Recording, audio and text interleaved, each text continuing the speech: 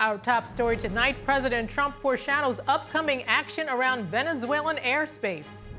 Trump says airspace above and around Venezuela should be considered closed, the latest in the escalating U.S.-Venezuela conflict.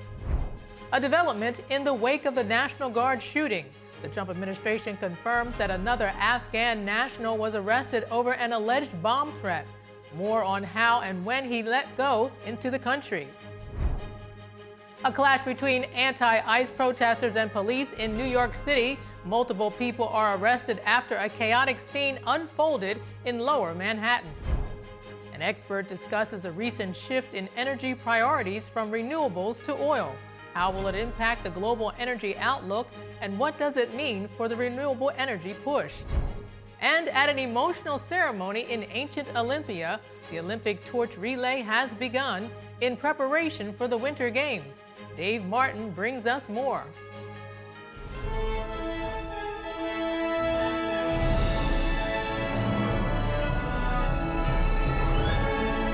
This is NTD Evening News, live from our global headquarters in New York City.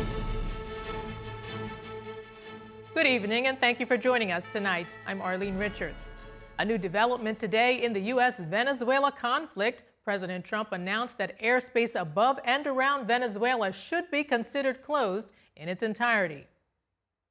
The president directed the message to airlines, pilots, drug dealers, and human traffickers. This is the latest public development in President Trump's pressure on the Venezuelan regime and its leader, Nicolas Maduro. On Thursday, Trump said the U.S. attacks on drug traffickers in the Caribbean could expand to strikes on land in Venezuela. He said, quote, "The land is easier, but that's going to start very soon. We warn them, stop sending poison to our country." The Trump administration views the Venezuelan regime as a significant national security threat to the United States. It cites Venezuela's involvement in drug trafficking and mass migration and its ties to Iran, China, and Russia. We will be closely monitoring this situation and provide you with key updates as they come. From a solemn week in Washington marked by the deadly shooting of 2 National Guardsmen to a lighter Thanksgiving tradition at the White House and a sweeping new executive order on artificial intelligence. It was a pivotal week, days for the Trump administration. Today's Daniel Monahan has your White House week in review. 2 National Guardsmen were shot this week near the White House. This heinous assault was an act of evil, an act of hatred, and an act of terror. It was a crime against our entire nation. I will ask the Secretary of the Army to the National Guard to add 500 additional troops, National Guardsmen, to Washington, D.C. Homeland Security Secretary Kristi Noem says suspect Ramanal Alakamal was among Afghans mass paroled into the U.S. in 2021 under Operation Allies Welcome. Our unprecedented, historic effort to resettle in the United States tens of thousands of Afghan nationals. National Guard member Sarah Beckstrom later died from her wounds. Started service in June of 2023. Outstanding in every way. She's just passed away. She's no longer with us. She's looking down at us right now. Peace negotiations to end the Russia-Ukraine war continued this week. Our team, together with American representatives this week, yet at the end of it, will continue to push forward the points that we worked out as a result of talks in Geneva. A federal judge dismissed criminal cases against former FBI Director James Comey and New York Attorney General Letitia James. I'm grateful that the court ended the case against me, which was a prosecution based on malevolence and incompetence. The judicial process can make whatever determination it wants, but we, the FBI, and our partners at the DOJ have numerous options to proceed. President Trump said the U.S. would expand efforts to curb Venezuelan drug trafficking, not only at sea, but now by land. People aren't wanting to be delivering by sea, and we'll be starting to stop them by land also.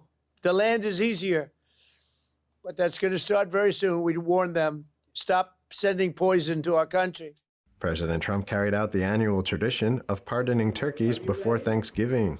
Gobble, I just want to tell you this, very important. You are hereby unconditionally pardoned. Praise the Lord. Praise the Lord. Gobble and Waddle got a taste of luxury, spending time in the Willard Hotel before heading to the White House. The President and the First Lady departed to Palm Beach to celebrate Thanksgiving. Vice President J.D. Vance and his family took a hands-on approach, serving Thanksgiving meals to troops at Fort Campbell in Kentucky. President Trump signed an executive order launching the Genesis mission that he compared to a modern Manhattan Project. Genesis mission will transform how science is done in America, uniting our brightest minds, most powerful computers, and vast scientific data into one living system for discovery. The measure aims to speed breakthroughs in fields like biotechnology, quantum science, energy, semiconductors, and national security. And gas prices sat near a 4-year low as Americans hit the road for the Thanksgiving holiday. Daniel Monahan, NTD News. The Department of Homeland Security has confirmed that another Afghan national paroled into the U.S. under former President Biden was arrested for allegedly threatening to blow up a building in Texas. Homeland Security official Tricia McLaughlin said Texas law enforcement arrested the male Afghan national a day before the attack on the National Guard in D.C. McLaughlin said he posted a video of himself on TikTok indicating he was building a bomb with an intended target of the Fort Worth area. She added that ICE has logged a detainer. The Trump administration has moved to tighten immigration policy since the National Guard shooting. President Trump on Thursday directed the U.S. Citizenship and Immigration Services, or USCIS, to re-examine green card holders from 19 countries of concern, including Afghanistan and Somalia. The USCIS director confirmed the agency paused asylum decisions until, quote, "We can ensure that every alien is vetted and screened to the maximum degree possible." Dozens of anti-ICE protesters clashed with police near a garage in Lower Manhattan today. The scene quickly became chaotic, with multiple people getting arrested. ICE out of New York! ICE out of New York! ICE out of New York! ICE out of New York! ICE out of New York! The protests erupted over possible ICE activity in Chinatown. Police responded to a call about a disorderly group in the area around noon today. The NYPD said in a statement that officers, quote, observed multiple people blocking the street and were told multiple times to disperse, but they did not comply. Federal agents were also present at the scene, though it wasn't clear whether they were with ICE. Video captured showed protesters yelling obscenities and throwing objects, including metal barricades, at law enforcement officers. There are also reports of protesters and members of the press being pepper sprayed. Today's clash follows recent ICE raids on street vendors in Chinatown. A number of illegal immigrants have been taken into custody during those operations. Around 600 people are dead after torrential rains triggered floods and landslides across parts of southern Asia. Millions have been affected in Indonesia, Malaysia, Thailand, and Sri Lanka.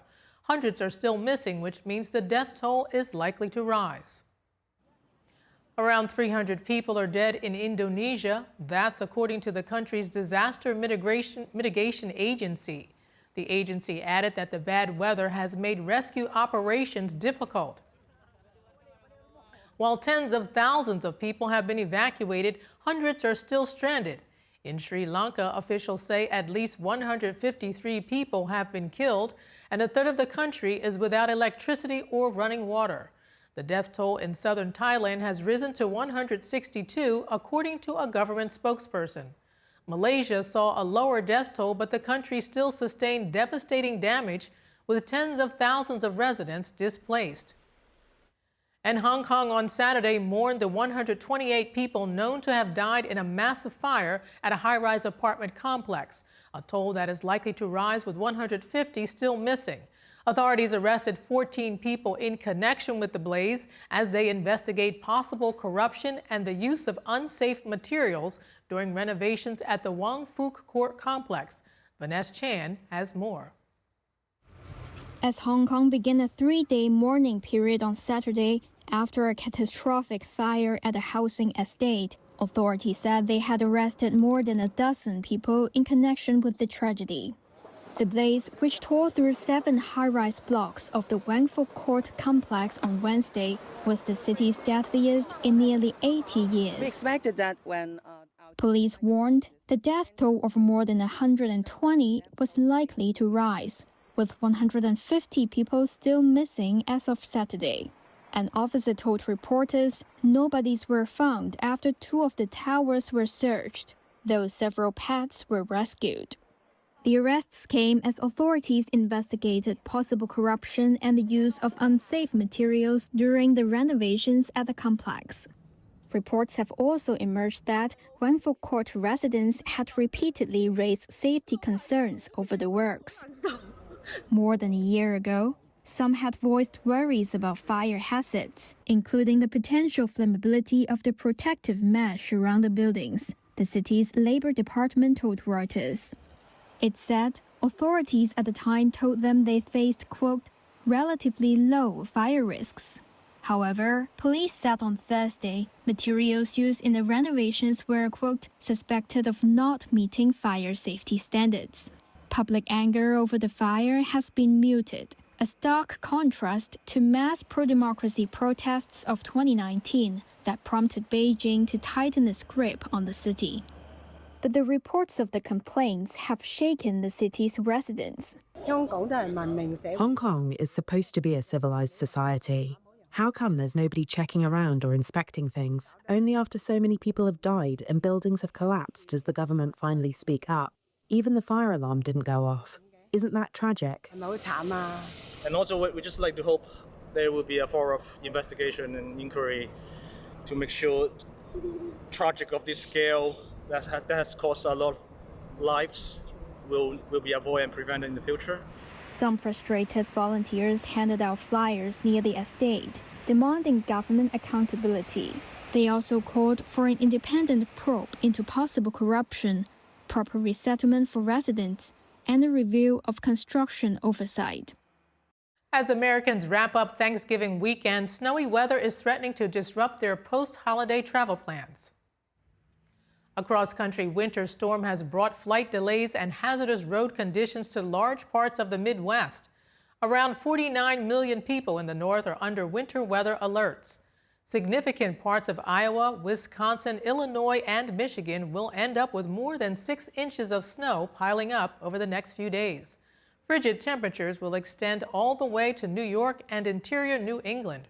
According to FlightAware, 1,600 flights have been canceled today nationwide.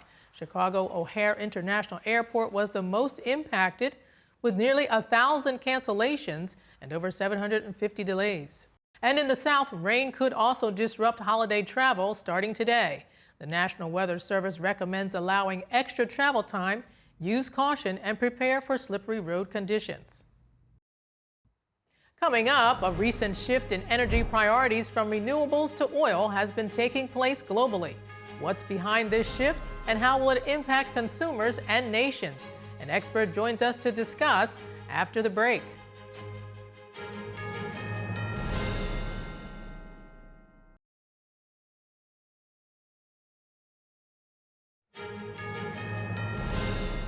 This week, Canada's Prime Minister Mark Carney signed a sweeping agreement with Alberta Premier Daniel Smith to pave the way for building a new pipeline to the West Coast.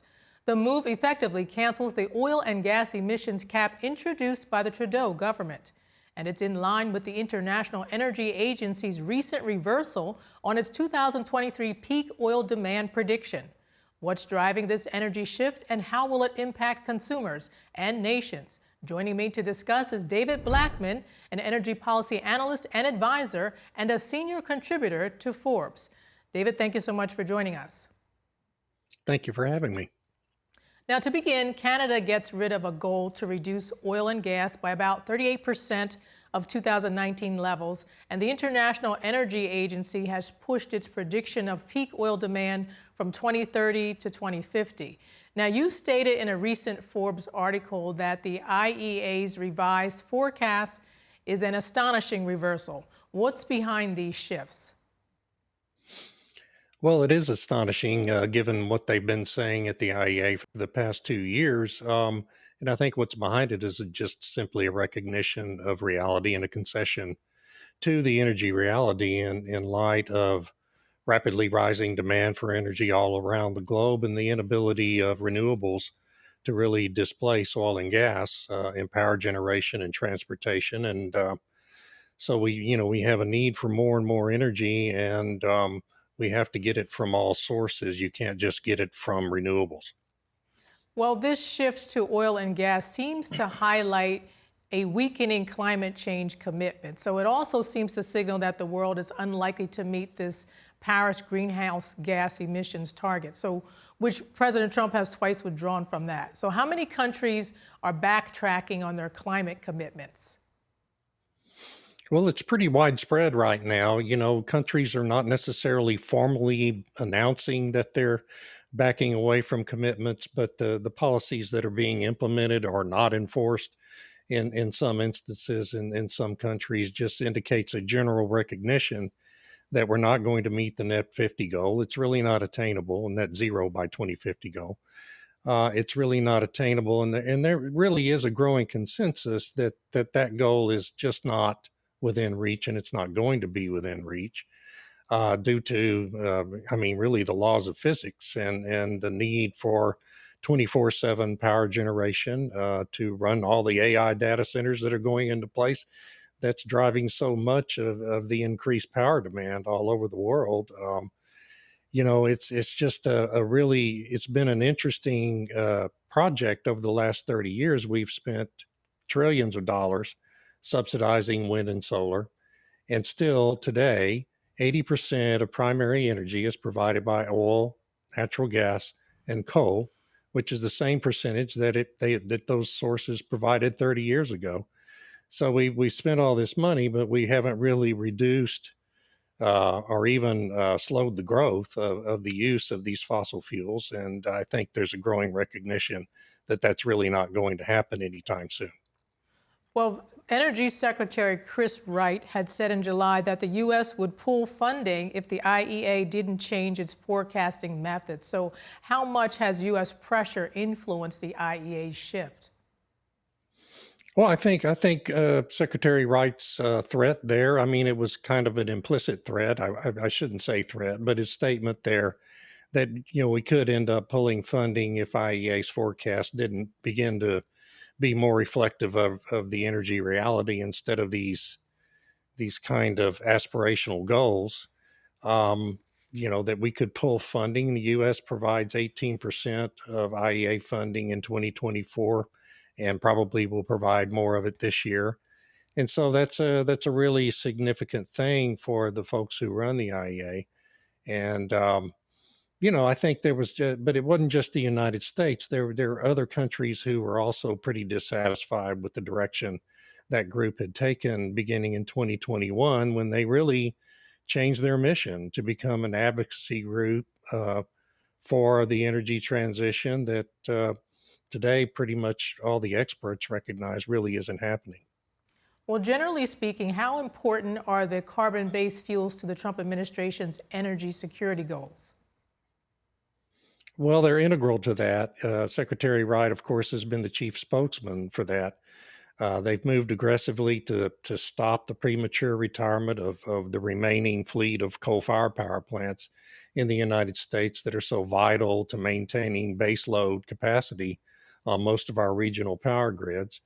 And, they're also doing what they can to spur the production of more natural gas and the building of additional natural gas generation capacity across the grid, which is going to be really needed for these AI data centers. These data centers have to be up and running 100% of the time, virtually. It's 99.999% of the time is their goal.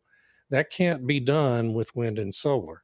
It has to be done with a fuel, an actual fuel like natural gas or coal or nuclear. And we're no longer really permitting new nuclear coal-fired power plants, and it takes forever to build nuclear plants. So we're going to have a pretty significant expansion of our natural gas fleet in order to meet the demands of the data center industry. Now, you talk about natural gas. I want to talk about gas prices. They've been holding steady at a national average of about $3 per gallon over the Thanksgiving holiday, and that's the same as last year, which was the lowest since the pandemic. So we're seeing this trend toward carbon-based fuel sources, but why is the national average the same this year as it was last year? You know, that's due to a bunch of different seasonal factors, and it has to do with margins in the refinery industry and where the crude oil is coming into the refineries. And so it's really kind of hard to explain and to see why prices aren't a little lower at the pump than they are right now. And I'm not really sure of everything that's gone into that. It feels like the gas price ought to be 20 to 30% or 30 cents lower than it is. And I haven't heard anyone be able to explain to me why exactly they haven't really dropped below last year's levels. Now, we talk about renewable energy and how that was the push for so long. And China's been a huge player in the renewable energy sector, especially with solar panels. So how is this latest push toward gas and oil going to impact China's efforts to expand its renewable energy footprint? You know, that's no doubt going to cut into China's dominance in that sector. So much of what they make in China in terms of solar arrays and wind turbines, you know, they're using in their own economy to expand their wind and solar fleets there. China, with their rapidly growing economy and their enormous population, which is 4 times that of the United States, has a real need for more and more energy all the time, and they're trying to compete with the United States in the AI space as well. So they're, you know, putting in data centers all over the country and having to power those. But you know, a lot of their income in China comes from exporting the implements of wind and solar power generation. And so, to the extent that other countries are not demanding that, it certainly is going to impact their economy. But China's been pretty resilient, and they're very flexible in their energy planning. And so they are a real powerhouse in pretty much every aspect of energy, and have a very dominant position in the export of all of those elements of energy generation. Now, you mentioned AI a couple of different times, and it's my understanding that in order to for these tech companies to use this AI, they need to have oil and gas or carbon fuel. Is that right? Yeah, and it's because they have to run all the time. They don't have the luxury of being reliant on wind or solar power, which, you know, in ideal weather conditions, they run at about 25% capacity factor. And so, you know, we don't always have ideal weather conditions. In fact, in some parts of the country, it's a minority of the time. So they have to have 24/7 power generation to run those data centers. What many of the data center companies, the tech companies that are building those data centers have been doing is building the equivalent capacity in wind and solar to sell into the power grid, but they're still having to run their installations on natural gas or coal or nuclear. And, you know, some of those companies have been able to really source that energy in pretty innovative ways. It made a deal with Constellation Energy to restart the Unit 1 of the 3 Mile Island nuclear facility that has been dormant for several years. And so that was an opportunity they seized on. Unfortunately, those kinds of opportunities are pretty limited. So most of those companies are having to build their own natural gas fired power plants to run their data centers. Well, you know, David, it seems like we've been using the carbon fuels all along, even though they've been this push for renewable energy. David Blackman, energy policy analyst and advisor, thank you so much for joining us. Thank you. Coming up, amid rising tensions between the U.S. and Venezuela, what does Operation Southern Spear mean for the Caribbean region? Luis Martinez breaks it down for us when we return.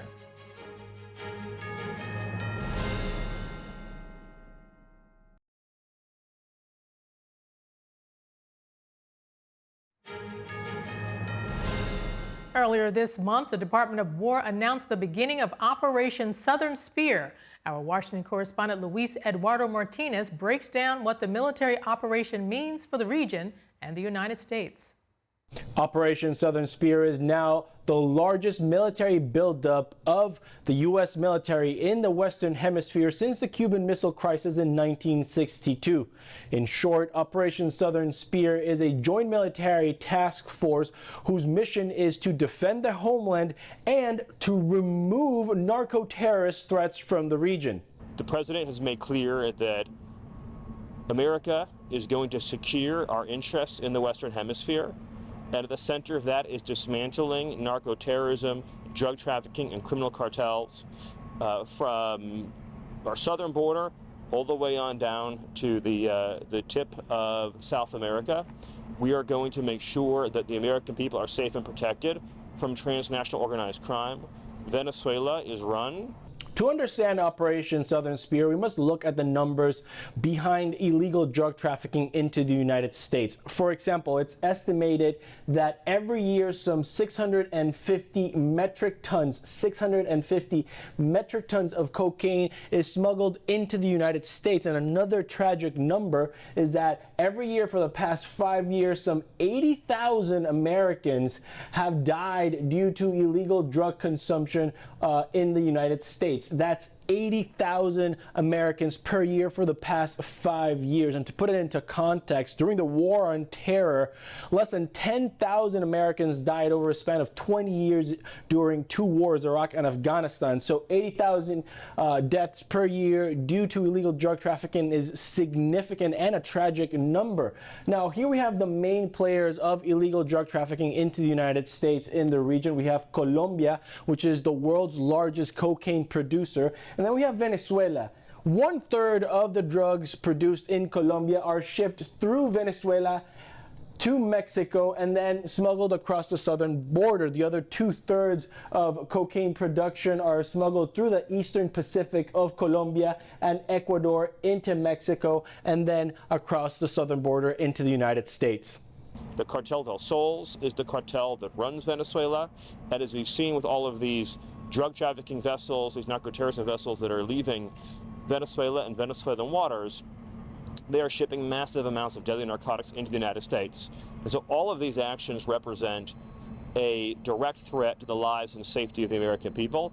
And so the defense of the War Department's Operation Southern Spear is the commitment of this administration to use lethal force to stop criminal terrorist cartels from threatening American lives in Venezuela and beyond. The U.S. government has designated the Cartel de los Soles, or Cartel of the Suns, as a foreign terrorist organization. Now, the cartel takes its name due to the sun insignia that Venezuelan generals wear on their uniform. And this cartel is formed by Venezuelan top officials. We have the leader of that cartel, Nicolás Maduro Moros, who is right now the illegitimate president of Venezuela. And he has a $50 million bounty on his head due to an indictment that the Biden administration placed on Maduro for drug trafficking. We also have Vladimir Padrino Lopez, the head of the Venezuelan military, with a $15 million reward or bounty leading to his capture. And of course, also Diosdado Cabello, the Minister of Interior. These are just some of the few top Venezuelan officials that lead this Cartel de los Soles. Maduro, the U.S. designated him the leader of this foreign terrorist organization. Why do you want to talk to him if he's the leader? If we can save lives, if we can do things the easy way, that's fine. And if we have to do it the hard way, that's fine too. Mr. President, do you have any reaction? Well, I'm not going to tell you what the goal is. You should probably know what the goal is, but they've caused a lot of problem. And they've sent millions of people into our country. They were probably the biggest abuser with Tren de Aragua and all the others that they sent in, the drug dealers and drug lords. The U.S. military buildup in the region, in particular the South Caribbean Sea, began over 2 months ago.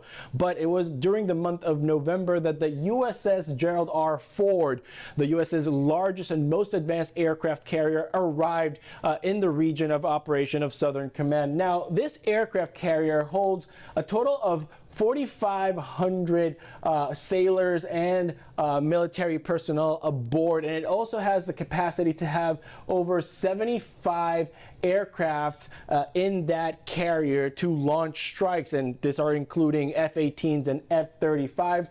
And of course, it's also very important to note that an aircraft carrier doesn't just travel by itself. It has 3 escorting destroyers. These are 3 destroyers that are missile-guided destroyers. Now, having an aircraft carrier in the region signals that the U.S. military wants to have the ability, the capacity to have sustained military operations, as an aircraft carrier serves as a refueling platform for aircraft that are going on missions during a sustained period of time. Made a decision about what you want to do next up as well. I understand you don't want to tip your hand, but is there anything you're ready to rule out at this point? Are you ruling out U.S. troops on the ground? No, I don't rule out that. I don't rule out anything. We just have to take care of Venezuela. They dumped hundreds of thousands of people into our country from prisons. Nobody. I'm not in love with the people running Venezuela. I love Venezuela. I love the people of Venezuela. But what they've done to this country. Another important military asset that the U.S. has placed in the South Caribbean Sea is the USS Iwo Jima. This is an amphibious assault ship that has the capacity to hold over 1,000 sailors operating the ship, but it also has right now on board 2,200 Marines, and these are not normal Marines. These are Marines that are part of the Marine Expeditionary Unit. Only 3 are active in the world. 1 of them has now been deployed to the South Caribbean Sea. The USS Iwo Jima has a landing platform with the capacity of carrying over 35 aircrafts, and these are helicopters, Osprey ships, and even F-35s that can land vertically. Now, also, the USS Iwo Jima doesn't travel by itself. It has 2 other escorting ships on an amphibious readiness group, and these other 2 other ships have the capacity for landing platforms to then have the Marine Expeditionary Unit, those 2,200 Marines, land with equipment from land, air, and sea into any territory and clear the way for further military operations. Es impresionante. It is impressive how a movement of solidarity is rising everywhere in support of the victorious effort of the indestructible people of Venezuela in the face of these threats, psychological, political, diplomatic wars, whatever they do. However they do it, wherever they do it, they will not be able to defeat Venezuela. We are invincible. Whatever they do, they have not been able to and will never be able to defeat our homeland. Never. The regime of Nicolás Maduro in Venezuela has touted support from the likes of the Chinese Communist Party, the Russian regime of Vladimir Putin, the Iranian regime, and even the communist Cuban regime. But the U.S. has also had a series of allies step forward in the region in support for Operation Southern Spear. First of all, we have Trinidad and Tobago right here. That is 7 miles off the coast of Venezuela. Trinidad and Tobago have hosted U.S. destroyers for military exercises during this operation. We also have Panama in Central America that has signed a memorandum of understanding with the U.S. government to allow for U.S. military troops to be hosted in this nation. And also in Central America, we have El Salvador. In El Salvador, there's already an AC-130 aircraft that's a special operations airplane, and also a Poseidon-type aircraft that is a signal intelligence aircraft that are flying missions from El Salvador around the South Caribbean Sea. We also have Ecuador, and Ecuador has signed with the U.S. military and the U.S. government to allow for military troops and equipment from the United States to travel freely through its territory. And also Argentina. Argentina has signed on to the U.S. Combined Armed Forces Initiative to fight transnational crime in the region. And lastly, of course, a territory of the United States, Puerto Rico. The U.S. military has rehabilitated a military base in Puerto Rico that is now hosting over 30 F-35 fighters and B-2 bombers. Envision a new Venezuela perched on top of the Western Hemisphere as a premier global energy hub, a symbol of independence and innovation, a new era of ingenuity in an open marketplace of ideas, catapulting the next generation of leaders across all business sectors. For the regime of Nicolás Maduro in Venezuela, the writing is on the wall. There is regional support for Operation Southern Spear. There is a legitimately elected opposition government in Venezuela waiting to take power if the narco-terrorist threat is removed. And the U.S. has mobilized all the military equipment and assets into the region to decisively and effectively remove the narco-terrorist threat and defend the homeland. Reporting from Washington, D.C., Luis Eduardo Martinez, NTD News. The Olympic torch relay begins at an emotional ceremony in ancient Olympia. NTD's Dave Martin has the report on the 2026 Winter Games. Could water rival wine in taste and appeal? A food anthropologist explains why he traded his passion for wine for the surprisingly complex world of H2O. More on that when we come back.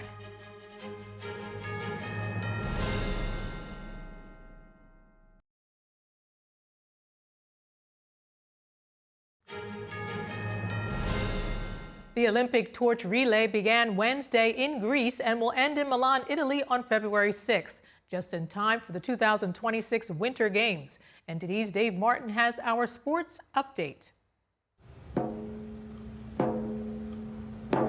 The torch for the 2026 Winter Games was lit Wednesday in a ceremony in ancient Olympia, where the first recorded games began nearly 3,000 years ago. This event has been a staple of the modern games ever since the 1936 Olympics in Berlin. The torch passes from runner to runner on its way to the host city, while symbolizing the unity and the idea that people from all over the world can come together to celebrate a common goal. The weight of the moment was not lost on IOC President Kirsty Coventry. And as we light the Olympic flame from Milano Cortina, we will carry this light from the past to the present and continue it into the future. These games come at a critical part in our history.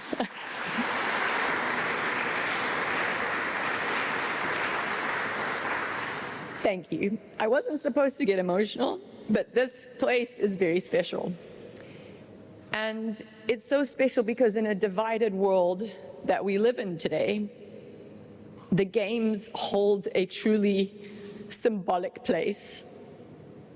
And it's our duty, it's our responsibility to ensure that the athletes from around the world can come together peacefully and that they can inspire the dreams and hopes of those around the world that are watching.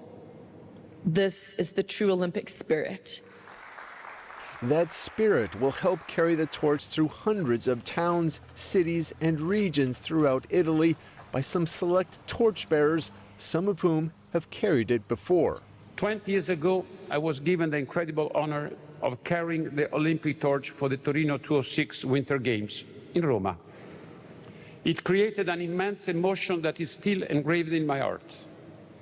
This time, as the proud president of the organizing committee for Milano Cortina 2026, it will be extremely privileged to carry the Olympic flame once again. And I look forward to welcoming the world to Milano Cortina for next year's Winter Olympic Games. Thank you. The torch will finally end up in Milano on February 6th as part of the game's opening ceremonies. Looking at NFL news, Pittsburgh Steelers head coach Mike Tomlin said, quote, "It's all systems go regarding whether quarterback Aaron Rodgers would start Sunday against Buffalo." Rodgers injured his non-throwing wrist in a win against Cincinnati back on November 16th and hasn't played since. Backup quarterback Mason Rudolph filled in admirably in last week's 31-28 loss to Chicago. Rodgers, a four-time MVP, though, has thrown for nearly 2,000 yards this season and is sixth in the NFL with 19 touchdown passes. The Steelers, meanwhile, at 6-5, are a half game ahead of Baltimore for first place in the AFC North Division. Meanwhile, in Houston, quarterback C.J. Stroud has cleared the concussion protocol and is set to return Sunday against the Indianapolis Colts. Stroud was injured in the Texans' loss to the Broncos back on November 2nd and hasn't played since. Houston, though, is 3-0 since that time, with Davis Mills filling in admirably in his place. And finally, in Minnesota, the Vikings will start undrafted rookie Max Brosmer on Sunday against the Seahawks instead of starter J.J. McCarthy. McCarthy is in the league's concussion protocol after reporting symptoms following their loss to Green Bay last Sunday. Meanwhile, former Vikings backup quarterback, 10-year veteran Carson Wentz already underwent shoulder surgery in October and is out for the season. This is Dave Martin for NTD News. Could water ever rival wine in taste and romantic appeal? Vital Signs host Brendan Fallon interviewed a food anthropologist who found himself trading his passion for wine for the surprisingly complex varieties of water, a discovery that led him to a healthier and still satisfying lifestyle of fine drinking.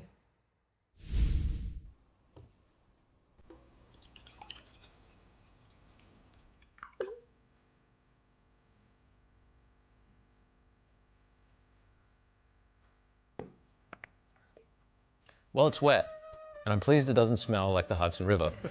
But what more could there possibly be to it, right?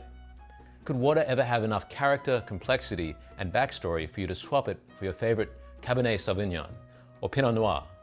It's hard to imagine, but today's guest has done just that.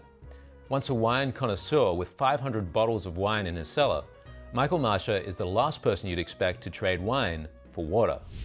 I had a huge wine collection. I'm a food anthropologist by training, which means food and wine was always very important to me. Wine was really something to enjoy, to share, to discover. All these Epicurean things around the wine was what I was interested in. And now that was removed. And I looked at the other bottle I never looked at before, which was a water bottle on the table. Michael joins us to share how he became a water sommelier, advising restaurants on fine waters as opposed to fine wine. He also reveals how not just his health, but his appreciation of food and quality time with family and friends have escalated through water. Welcome to Vital Signs, where we look at how to get healthier from all angles, from the biochemical and nutritional to the things we do that nourish our minds and our souls. I'm Brendan Fallon. Michael Masha is the author of Fine Waters, described as an encyclopedia of water by the London Times. His PhD from the University of Vienna is in anthropology and communication science. Michael, welcome to Vital Signs. Thanks for having me. Yeah, I'm really pleased to have you on because this is a subject that I think we're both passionate about. I really have a deep appreciation for water. And I actually brought a sample from New Jersey I've got here today just to get your visual impression of that. I tampered with that a little bit, admittedly. But it's probably not too far from the fact of it. I see some very colorful, very attractive bottles of water behind you. What kind of water is that? Thanks for your interest and thanks for having me on your show and showing interest for water. The waters you see behind me are waters from a natural source. Those waters have terroir. They come from a particular special place. Those waters, hold experiences, and those waters can give wellness. And unfortunately, many consumers are confused. They just look at the bottle and don't realize they're actually two very different products sold in a bottle. One is a natural waters, the waters you see behind me, and the other one is processed water that comes from a factory. So two different products that we call bottled water. You have me here today to talk about the waters that come from a natural source. Are there any particular waters that you have there that you'd recommend sitting there behind you? I recommend every one of them. It's just a problem that you will not find it because they come sometimes from very remote places and are not globally distributed. But many wines and other things are sometimes very local, unfortunately. But you have to keep in mind, we think water always comes from a spring, but there are so many more sources than springs. Water can come from an artesian source, which is a source that's under pressure and the water emerges by its own pressure.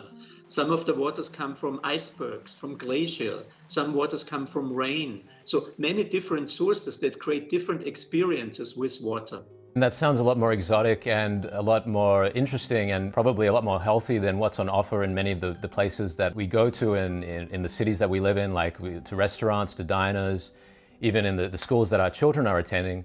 there just isn't really water on offer, or the water that is on offer is tap water. In my experience, that isn't always the best tasting or the healthiest. I want to get into that later, I want to find out what the alternative option is for that. But first off, you were a wine connoisseur, and somehow you've swapped in water for wine. And can you just give a snapshot of how that's come about? Well, I didn't do it. I was just like the catalyst. So I had a huge wine collection. I'm a food anthropologist by training, which means food and wine was always very important to me. And about a little bit more than 20 years ago, I had to stop drinking wine. This was kind of really a cataclysmic event because the wine was not there for getting drunk. If you really wanted to have that, there's always a bottle of vodka in the freezer, and that gets you quickly there without the calories. But wine was really something to enjoy, to share, to discover. All these Epicurean things around the wine was what I was interested in. And now that was removed. And I looked at the other bottle I never looked at before, which was a water bottle on the table.